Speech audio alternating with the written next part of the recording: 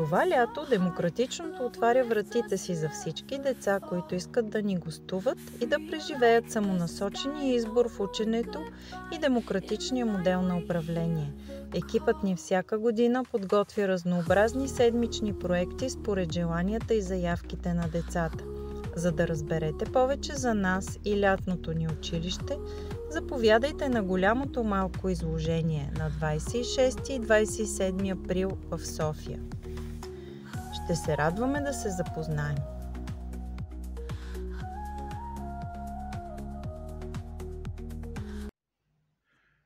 Казвам се Иван Николов и вече 10 години преподавам в Демократичното училище в София.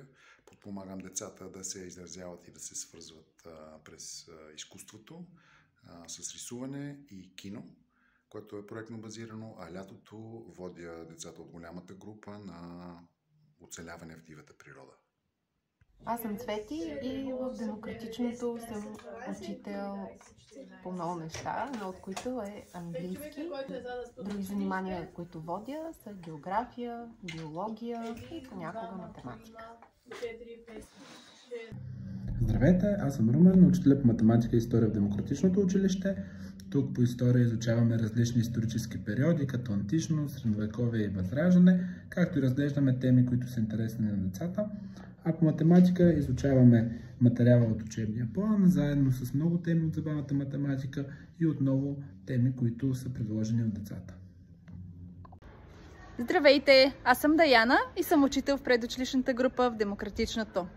Любимото ни място е ето този двор. Често с децата прекарваме време навън, независимо какво е времето. Здравейте, аз съм Николай и съм учител по програмиране в Демократичното училище. В момента с децата отзад разработваме Scratch игри, като започнахме с интересни забавни филмчета и в момента сме частта, в която програмираме вече самостоятелни игри, а с по-големите групи разработваме игри на iGaming. Hola, aquí en la Escuela Democrática hacemos clases individuales de español. Аз се казвам Кари и съм учител в Демократичното.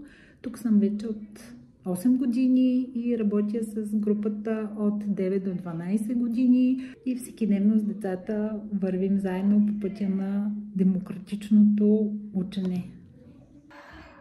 Казвам се Лора.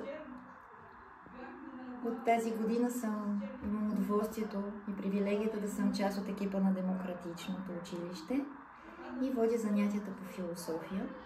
Говорим си за философски проблеми, включително и за психология. Опитваме се да се разбираме взаимно и да си даваме най-доброто. Да се учим да разсъждаваме, да познаваме себе си, да познаваме околните. Първо да познаваме емоциите си, след това да ги владеем, да знаем как те се отразяват на тялото ни, на мисленето, на действията ни, как те се отразяват на другите хора. Така, целият този спектър и цялата вселена, която се съдържа в двете думички философия и психология.